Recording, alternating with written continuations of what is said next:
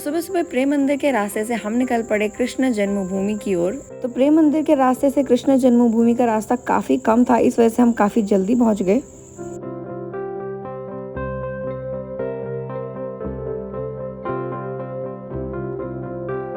तो दोस्तों फिलहाल हम आ चुके हैं मथुरा, और मथुरा के अंदर एक जगह है श्री कृष्ण जन्म स्थान करके, जहाँ पे कृष्ण जी का जो जन्म हुआ था वो जगह है, वो स्थान है।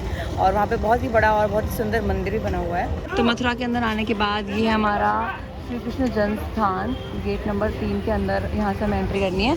तो यहाँ से अंदर पैदल जाने के बाद वो मंदिर आपको दिख जाएगा और आप दर्शन कर सकते हो।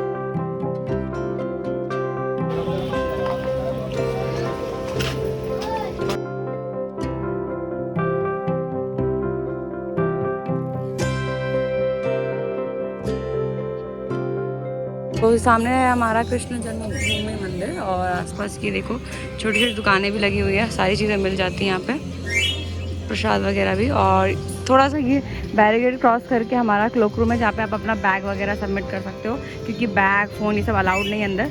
तो आगे जाके आपको गेट नंबर 3 के पास सारी चीज़ें रखनी होगी, उसके बाद ही आप दर्शन के लिए अंदर जा सकते हो। तो ये है हमारा कृष्ण जन्मभूमि का द्वार, जहाँ से अंदर की तरफ जाते हैं दर्शन के लिए। और सामने ही हमारा सामान घर यानी क्लोक रूम, जहाँ पे आपको अपने फ़ोन वगैरह सबमिट करना होता है। लेकिन अगर आपके पास बड़े बड़े बैग है तो उसके लिए आपको थोड़ा सा आगे जाना पड़ेगा, और आगे जाने के बाद आपको 3 नंबर गेट के पास ही एक बड़ा सा घर जैसा मिलेगा, जहाँ पर आप सारे सामान रख सकते हैं। लेकिन अगर आप सिर्फ फ़ोन वगैरह सबमिट करना चाहते हो तो वो क्लोक रूम में कर सकते हो।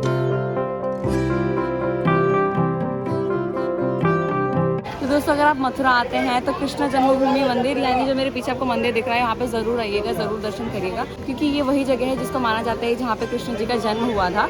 और इसके अंदर का जो माहौल है इतना सुंदर, आपको ऐसा लगेगा आप असलियत में उसी जगह में आ गए हो। लेकिन इसके अंदर फ़ोन वगैरह अलाउड नहीं है, ब्लॉगिंग अलाउड नहीं है, और ये अच्छी बात है कहीं ना कहीं, क्योंकि भीड़ बहुत ज़्यादा बढ़ जाती है इस वजह से। तो जब भी आप मथुरा आएँ इस मंदिर में ज़रूर आए। लेकिन अगर आप वृंदावन या मथुरा आते हैं और इस जगह पर दर्शन नहीं करते तो आपका यहाँ आने का कोई मतलब नहीं बनेगा। तो दोस्तों अभी हम कृष्ण जन्मभूमि से बाहर आ चुके हैं, अभी आगे की तरफ जा रहे हैं, और हमें जाना था कंस का किला देखने के लिए। तो वो बता रहे हैं कि 1-2 किलोमीटर दूर है, पैदल जा सकते हो या फिर रिक्शा भी कर सकते हो। तो वहीं हम जा रहे हैं। तो ये देखो कितना प्यारा रास्ता है, इसी रास्ते से हम आए हैं। और ये सामने है द्वार, बहुत ही बड़ा, मतलब ऐसी जगह को देखकर लगता है कि हाँ यार असलियत में हम कोई जगह घूम रहे हैं, मतलब दर्शन कर रहे हैं। कृष्ण जन्म स्थान मंदिर से हम बाहर आ चुके हैं, जैसे कि मैंने आपको रास्ता दिखाया, और उसी रास्ते से बाहर आते हुए हमने रिक्शा ले लिया है।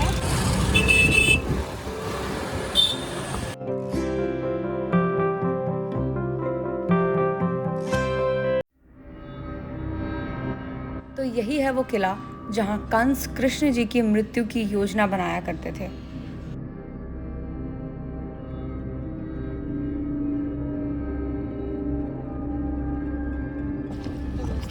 कंस के किले के अंदर है, मतलब विश्वास कर सकते हो कि हम मतलब उस जगह में हैं जहाँ पे कंस जी रहा करते, यानी कृष्ण जी के मामा।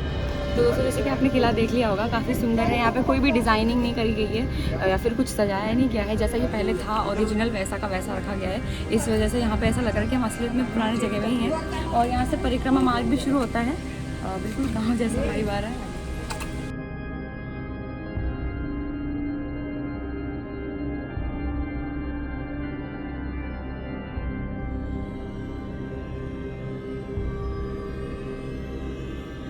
तो दोस्तों कृष्ण जन्मभूमि के दर्शन करने के बाद अब हम आ चुके हैं कंस के किले पर, मतलब हाँ वही कंस के किले पर जहाँ पे कृष्ण जी का मामा का जो राज हुआ करता था उनका किला है। और उस किले के बीचों बीच में आ रखी हूँ, और उसी के बाहर से यमुना नदी भी दिखाई देती है। और किला सचमुच में बहुत ही प्यारा है। मुझे नहीं पता यहाँ पर कम लोग क्यों आते हैं, वैसे वृंदावन में ज़्यादातर लोग जाते रहते हैं। तो अगर आपको मौका मिले तो आप मथुरा के अंदर भी आइएगा और कंस का किला ज़रूर देखिएगा, काफ़ी सुंदर है। तो ये देखो कंस का किला वाला जो एरिया है, ये देखो पूरा ऐसे बॉर्डर जैसे किले के बाहर हुआ करता था ना, वैसे यहाँ पे डिज़ाइन बने हुए हैं। और किले के बाहर की तरफ यमुना नदी भी है जो कि बहुत सुंदर लगती है। तो चलो देखते हैं आज।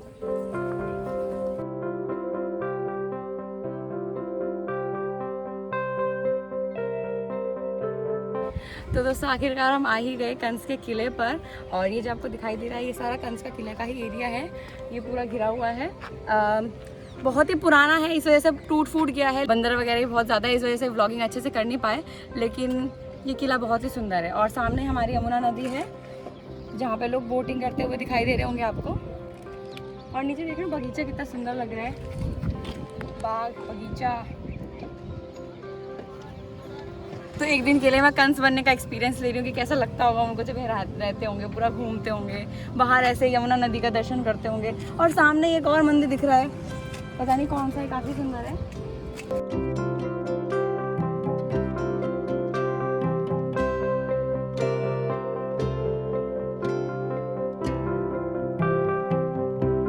तो किले के नीचे की तरफ भी कुछ है यहाँ पे देखने के लिए। वैसे तो ये किले का हिस्सा ही है, लेकिन फ़िलहाल किले की देख रेख करने वाले लोगों के लिए यहाँ पे रहने की व्यवस्था की गई है।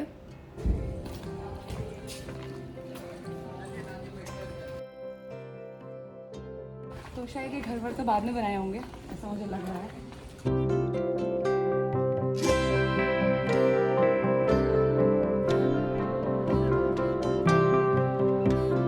तो अब मैं आपको दिखाने जा रही हूँ कंस का दरबार और वो जगह जहाँ पर कंस की रानियाँ और दासियाँ रहा करती थी। जो कंस यहाँ रहते होंगे तो कितना मज़ा होगा ना, उनको पूरा घूमते होंगे। हाँ, अभी तो घर वर बन गए, पर पुराने समय में तो जंगल ही जंगल होगा। और ये भी बताया जाता है कि कंस का जो अभी का किला है ये काफ़ी छोटा है। पहले ये किला काफ़ी बड़ा हुआ करता था, कम से कम 2 से 3 किलोमीटर तक की दूरी में रहा करता था, लेकिन कई हमलों की वजह से ये छोटा होता गया। तो जैसे कि मैंने बताया, कंस का किला काफ़ी बड़ा हुआ करता था, जिनमें से काफ़ी चीज़ें टूट फूट गई और काफ़ी चीज़ें बची हैं। तो सामने ही ये जो 2 खिड़की और एक दरवाज़ा वाला घर दिखाई दे रहा है, यही हुआ करता था कंस का दरबार, जहाँ पे कंस अपनी प्रजा की समस्याओं को सुना करते थे और उनका समाधान निकाला करते थे। तो चलो पास चलते हैं।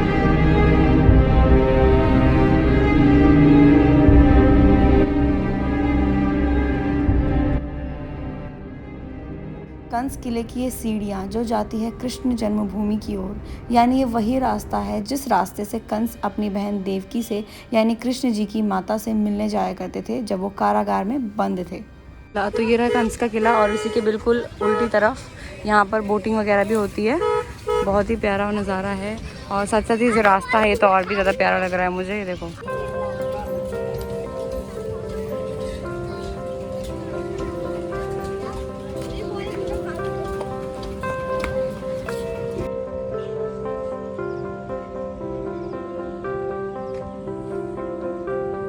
तो कंस का किला देखने के बाद हम बैठ चुके हैं बोट में और हम जा रहे हैं यमुना नदी के उस पार, जहाँ पे आपको ये सफ़ेद रंग का गेट दिखाई दे रहा होगा, जो कि है हमारे दुर्वासा ऋषि जी का आश्रम, और इसी के बिल्कुल नज़दीक में है हमारा विश्राम घाट। तो ये सारी चीज़ें आपको मैं अगले व्लॉग में दिखाती हूँ। तो मिलते हैं आपको अगले सफ़र में, तब तक के लिए राधे राधे।